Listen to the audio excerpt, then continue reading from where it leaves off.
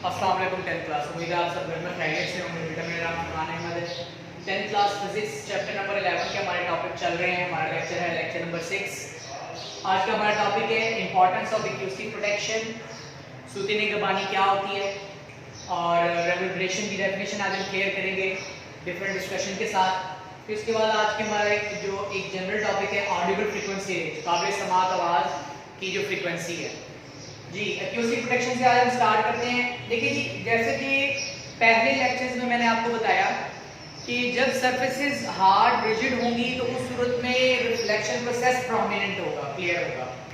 लेकिन अगर तो सरफेसेस पोरस हो, मसामदार हो, सॉफ्ट हो, तो उस सूरत में जो आवाज़ होगी वो एब्जॉर्ब होगी ज़्यादा। देखिए, जब बिल्डिंग की कंस्ट्रक्शन की जाती है तो वहाँ इन बातों का ख्याल रखा जाता है कि एक स्पेसिफिक, जैसे कि अगर रेजिडेंशियल बिल्डिंग है तो ऑब्वियसली वहाँ तो सिचुएशन और होती है।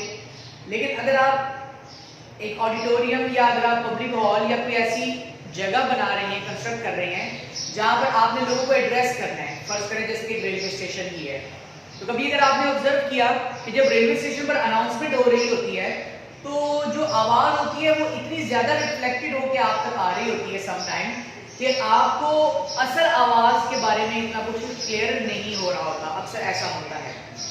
अच्छा, अब जब बिल्डिंग की कंस्ट्रक्शन करनी है या ऐसे तमाम सिचुएशंस को हम लोगों ने फेस करना है तो हमें वहाँ ख्याल रखना होगा कि सरफेसेस ना ज़्यादा स्मूथ हो ना ज़्यादा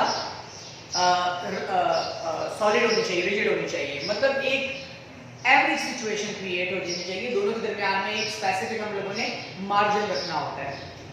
तो स्टार्टिंग में तो ड्रॉपेरीज और रग्स का जिक्र किया गया, पर्दे और कालीनों का, कि अगर आप फर्ज करेंगे अगर आप एक ऐसे रूम में बैठे हुए हो जहाँ पर बहुत ज़्यादा मतलब ये है कि आप पे कोई पर्दे कालीन ना हो, कोई ऐसा मटीरियल फर्नीचर मौजूद ना हो, अगर आप वहाँ साउंड सिस्टम ऑन करते हैं, अपना म्यूजिकल साउंड सिस्टम ऑन करते हैं तो उस सूरत में आवाज़ आपको बहुत ज़्यादा रिफ्लेक्ट होकर सुनाई देती है। लेकिन अगर आप उसी रूम में पर्दे और कालीन बिछा दें, प्रॉपर फर्नीचर ला के रख दें, तो जब आप उसी वॉल्यूम के ऊपर, उसी लाउडनेस के ऊपर जब आप उसी साउंड सिस्टम को ऑन करते हैं तो उस सूरत में क्या होता है बेटा, उस सूरत में आपको वही आवाज़ जो पहले रिफ्लेक्ट होकर बहुत लाउड सुनाई दे रही थी, बाद में वो रिफ्लेक्शन कम हो जाती है और एब्जॉर्प्शन की वजह से आपको लगता है जैसे इसका वॉल्यूम अभी भी कम है। लेकिन ऐसा नहीं होता, ये फिजिक्स के ही रूल्स हैं, ठीक है।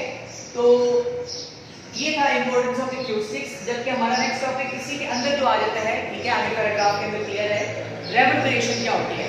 देखिए जी, आवाज़ जब बार बार रिफ्लेक्ट होकर वापस आती है तो वो ओरिजिनल साउंड के अंदर, ओरिजिनल जो आपके पास वेव है उसमें खलल पैदा करती है। जैसे मिसाल के तौर पर अभी इस वक्त मेरी आवाज़ इस कॉर्नर से भी, इस कॉर्नर से भी, छत से भी और फर्श से भी टकरा कर वापस आ रही है। लेकिन अगर ये तमाम रिफ्लेक्टेड वेव्स मेरे ओरिजिनल साउंड में खलल पैदा करेंगी तो बेटा इसे हम कहेंगे रेवल्ब्रेशन। तो जब मुख्तलिफ किस्म के कॉन्फ्रेंस हॉल्स बनाए जाते हैं वहाँ पर इसका ख्याल रखा जाता है कि जो साउंड है वो इक्वली और प्रॉपरली तमाम ऑडियंस तक पहुँचे, ठीक है। जैसे कि अगर आप सिडनी का ऑपरा सेंटर देख लें, वहाँ पर भी सेम इसी तरीके बिल्कुल इसी तरीके कार से कंस्ट्रक्शन हुई है कि अगर तो आवाज़ सामने स्टेज पर पैदा होती है तो वो तमाम ऑडियंस तक, तमाम सामीन तक बेहतरीन और प्रॉपरली डिस्ट्रीब्यूट हो रही होती है। किसी भी आवाज़ के रिफ्लेक्टेड वेव्स में खलल पैदा नहीं होता। इसी तरीके से आप हरम शरीफ में भी देख लें, वहाँ पर भी एग्जैक्ट ऐसी होती है। अगर अजान हो रही हो तो आपको हर एक कॉर्नर पर उसकी प्रॉपर हदूद में बेहतरीन किस्म की आवाज़ आप तक पहुँच रही होती है। किसी किस्म की रेवल्ब्रेशन प्रोसेस नहीं हो रहा होता, मतलब आवाज़ में खलल पैदा नहीं होता। तो बेटा ये रेवल्ब्रेशन की डेफिनेशन बहुत इंपॉर्टेंट डेफिनेशन है।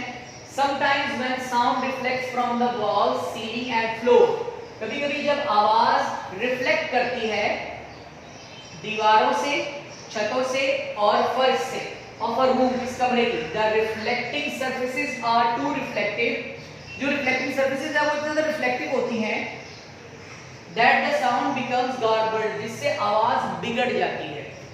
This is due to the multiple reflection called reverberation. इसे हम आवाज की मल्टीपल रिफ्लेक्शन यानी इको कहते हैं, जिसे हम टर्म का नाम देते हैं रेवल्ब्रेशन। बेटा इंपॉर्टेंट टॉपिक है, आपने इसको as it is long question के तौर पर याद करना है, ठीक है। पॉसिबली आपका लॉन्ग क्वेश्चन आ सकता है।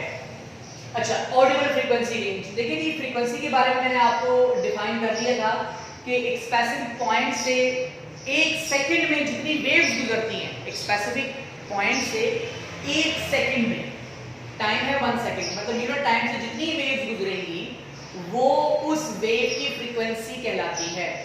अब ये जो आवाज है, जैसे मैंने आपको बताया था कि ये आवाज वाइब्रेशन से पैदा होती है, बड़ी एक इंपॉर्टेंट बात मुझे ज़हन में आ गई, आवाज वाइब्रेशन से पैदा होती है और वाइब्रेशन से आवाज पैदा होती है, ये दोनों सिचुएशन है, ठीक है जी। मिसाल तौर पर आवाज से वाइब्रेशन पैदा होती है। इस वक्त अगर मैं बोल रहा हूं तो आपके जो कानों की एयर ड्रम है, मतलब कान के जो पर्दे हैं, वो पर्दे वाइब्रेट कर रहे हैं और सेंसेशन डेवलप करके प्रॉपर जो आपके ऑडिटरी नर्व है उस तक पहुंचने के बाद आपको सुनने के काबिल बना रहे हैं। तो ये एक सिचुएशन है। दूसरा क्या है कि वाइब्रेशन से आवाज पैदा हो जाती है। अब यहाँ तो मैंने आपको गिटार की, सितार की एग्जांपल दी थी कि जब एक वायर को स्ट्रेच कर दिया जाए और जब उसको प्लग किया जाता है तो वो तेजी के साथ वाइब्रेट करता है, तो इस वाइब्रेशन के दौरान वो आवाज पैदा करता है। रबर बैंड की भी आपको मिसाल दी गई थी। तो डिफरेंट जो यहाँ पर आपके सामने मौजूद है नॉर्मल ह्यूमंस हैं, ठीक है, आम जो सेहतमंद अफराद हैं, उनकी सुनने की सलाहियत कितनी फ्रीक्वेंसी रेंज तक है? मिनिमम 20 हर्ट्ज, ये बहुत ही रेयर सिचुएशन होती है, ठीक है, और मैक्सिमम 20,000 हर्ट्ज। याद रहे, जितनी फ्रीक्वेंसी बढ़ती रहेगी वेवलेंथ रिड्यूस होता रहेगा, ठीक है, जितनी फ्रीक्वेंसी बढ़ती रहेगी वेवलेंथ जो है वो रिड्यूस होता रहेगा, नंबर ऑफ वेव्स ज्यादा ट्रांसफर होंगे।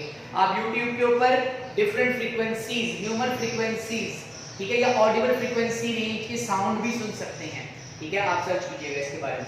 तो नॉर्मल ह्यूमन जो रेंज है वो 20 हर्ट्ज टू 20,000 हर्ट्ज है। बेटा बहुत इंपॉर्टेंट आपका ये एमसीक्यू या शॉर्ट क्वेश्चन पूछा जा सकता है। बैट, चमगादड़, ये 1,20,000 हर्ट्ज तक की फ्रीक्वेंसी की आवाजों को भी सुन सकते हैं। जब ये प्रॉपर फ्लाइट लेते हैं, उड़ते हैं, तो एक खास किस्म की साउंड पैदा करते हैं।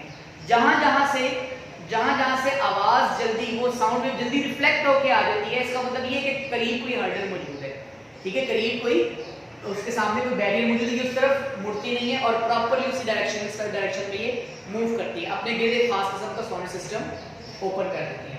माइस जी 1,00,000 हर्ट्ज तक की इनकी फ्रीक्वेंसी रेंज है।